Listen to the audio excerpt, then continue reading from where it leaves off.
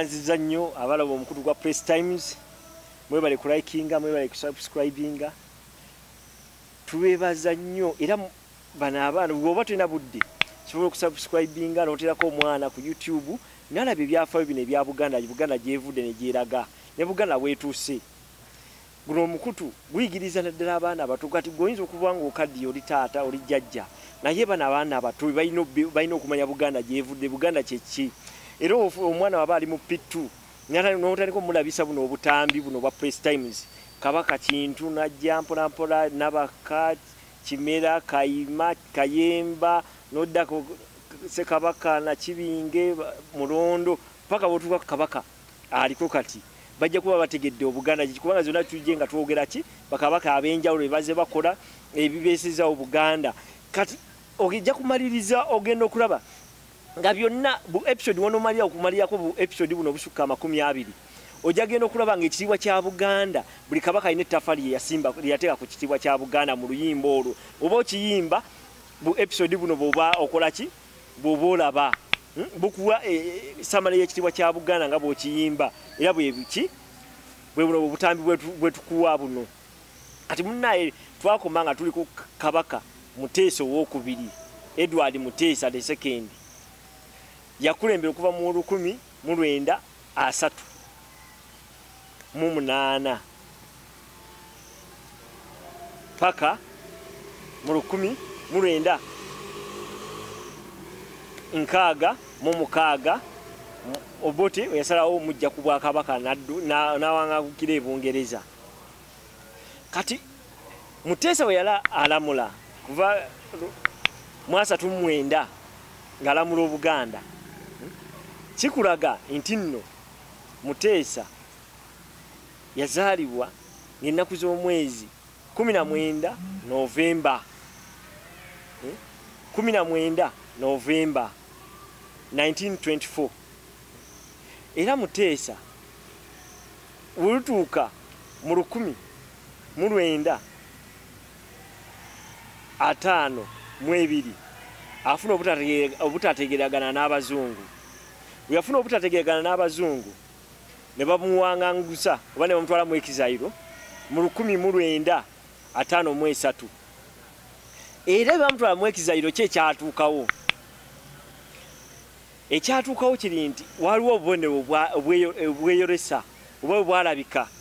nga Lake Wamala yabula Lake Wamala yabula omugamayanja ne gusala kati Muteesa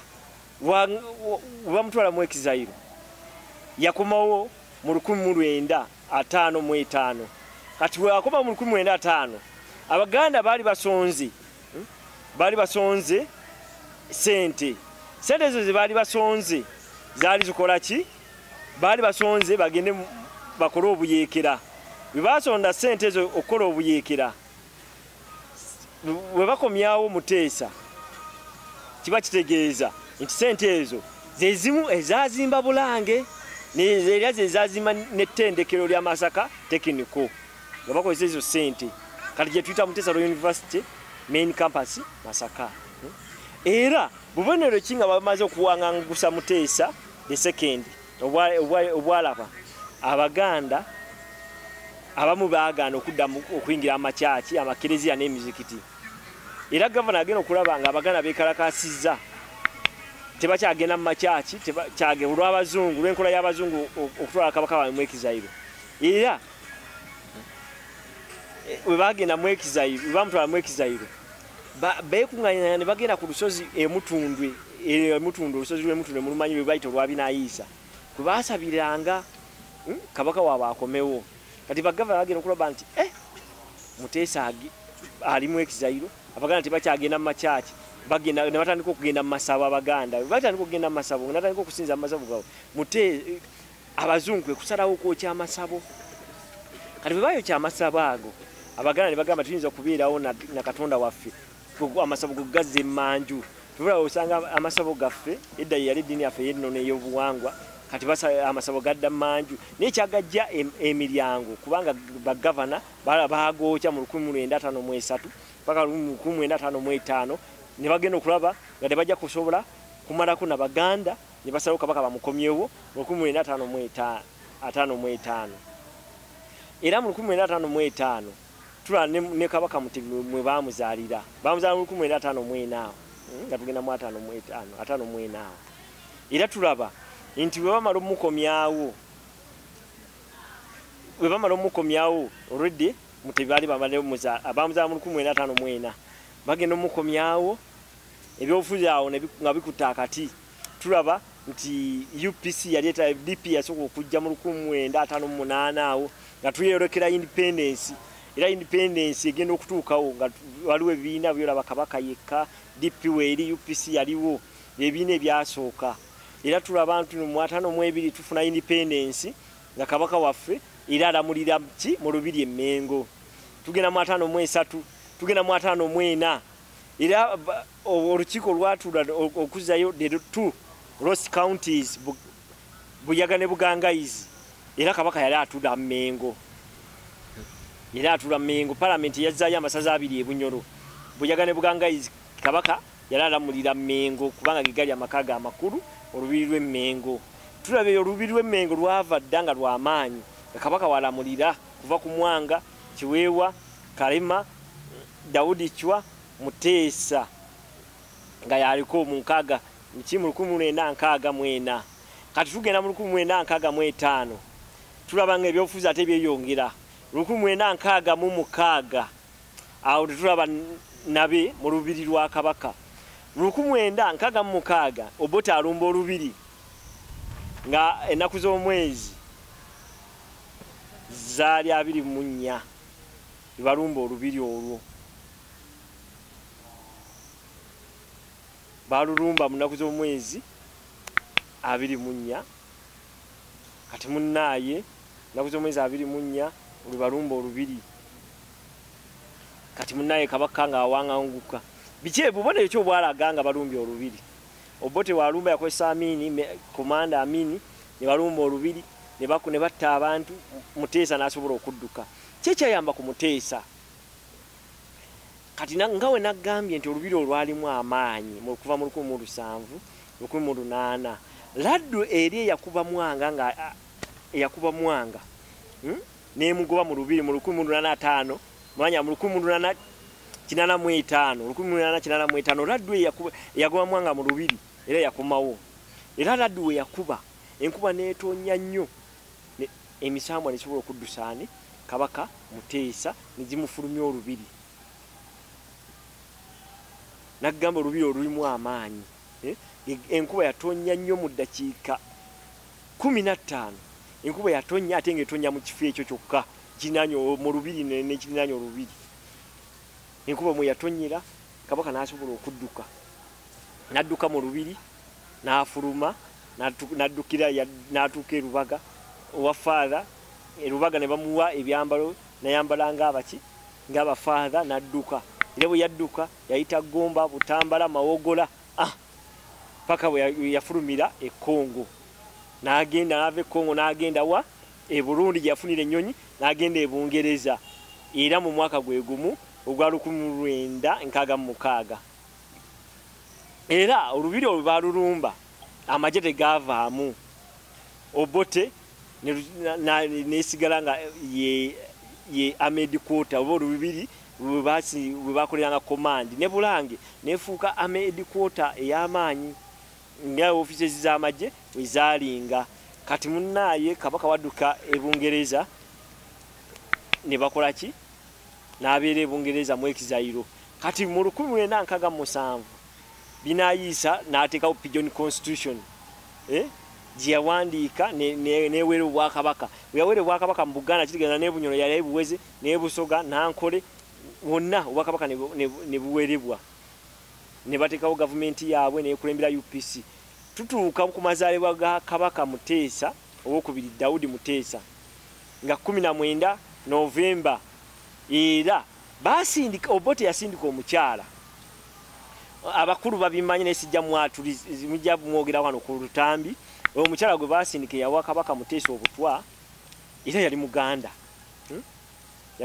mu family emu yagenda omukyalira kubanga yaliko omuganzi we nenga umanyi bakabaka babeera n'abakyala bangi yaliko muganzi we ne bamusindika ku birthday nga 19 November 1969 era we yali amaze birthday ye bamuwera obutwa n'afa nga 20 nga 21st November 1969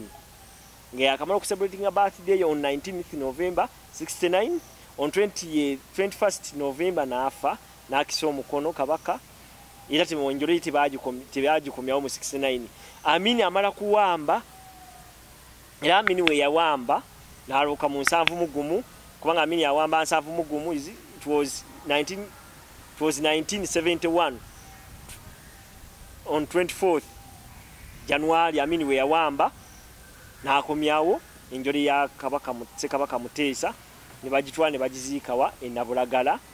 mu Masiro kati munnaye era nga olubiri olumengo ngefuusi nga barracks nga bagiyita Malire era bagiyita nga Malire barracks nga yisinga amaanyi mu ebyokulwanyisa byonna nga bibeera awo paka olubiri ne lubeera nga eri barracks Amini n'akulembera okuva mu 7 ng'ekyali barracks n'avaako Amini mu 7 ne bateekako Lule manya ne bateekako Binayiisa n'akulembera ne bateekako Professor Lule n'akulembera mu myaka mu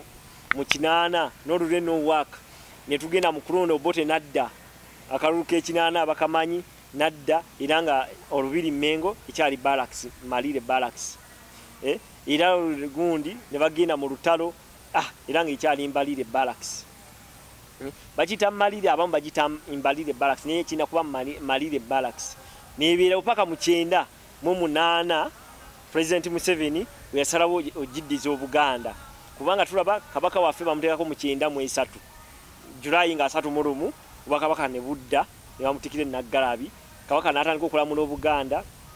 mu 93 July 31st paka nakati akyalamula Obuganda naye n'asaba olubiri lwe ne balukomyawo naye era ngeri gye yali barracks mwalimu tochalingi mwalimu bintu bingi nnyo ebyalimu eyo barracks mwalimu amayumba agabakozi mwalimu ebintu bingi nnyo byonna abasika bibakola ki bibayonoona nga balumbye olubiri mu 6 era ebimu tebyasobola tebyadizibwawo naye ekyobuwanga ekiriwo nti abanyonyi ekyoto kyasigalawo awo ku mulyango kuwankaki waliwo ekyoto abakikuma wekiri ekyobuwangwa ekirala ekyobuwangwa mwalimu akabira nako bakola ki bakasaawa tekakyalimu mu lubiri akobuwangwa manya akabira ako tekakyalimu era olubiri oluze nga bakoleramu emikolo egy'enjawulo kati nga amatikkira gana agasembyeyo mu 2 abiri gali mu lubiri n'amazaalibwa gabadde mu lubiri bigamba mu lubiri muzeemu nga mulimu emikolo gya kabaka egy'enjawulo egy'amatikkira egy'amazaalibwa mulimu amasomero yagazzaamu kabaka n'abagereka liri omwo mulimu lubiri hayi naye liri omwo mulimu offices mulimu n'abantu abasulamu abazaana abasirikale ba kabaka abamu basula omwo abagalagala mulimu ebintu bingi mu lubiri mubeeramu n'emyeroso Buganda Tourism Expo kuva mu 2009 ebadde ebeere mu 2010 2012 era expo zize zibeeramu ezo emyeroso gy'obyobulambuzi zize zibeera mu lubiri olw'olwete olw'Emmengo era kati olubiri lw'Emmengo lukyali mu maaso badde nsaba olubiri lw'Emmengo tulukomye wano naye tugenda kuddako tujja kwogera ku Bulange kyeki Bulange yajja etya tujja kwogera ku Royal Milo eyo tujja gyogerako tujja kwogera ebintu bingi twekobe tujja gyogerako twekobe yazimbibwa mwaka ki tujja byogerako twogere ku Kasubi amasiro ge Kasubi tujja gwogerako nsigadde ndi Bukenya Herbert nsagibwa ku Mutesa University ebisingawo mu bijje ku Press Times gwe mukutu mugulaikinge mu subscribing goba byenyogero bimanyi osobola biterako mutabani wo muzukulu wo n'ogulawo YouTube no subscribing n'omuntu yako nagezaako okumanya kubanga ene banga woteekako radio n'owuliriza n'oteekako oyinza n'okukadownloadinga n'okateeka ewaka n'odownloadinga n'okatwalira ku flash n'okalaga omwana n'akalaba n'amanya ebyafaayo bya Buganda. Press Times eraze kuva ku kintu ensi ekyali muwawa paka we tutuuse bakabaka bonna tuboogeddeko bakabaka 35 abedda tuboogeddeko kati tuli ku lubiri n'ava ku lubiri tujja kwogera ku masiro twogere ku n'ebitundu ebyenjawulo musigale nga musubscribinga Press Times mulikinge neyanziza nnyo neyanzeege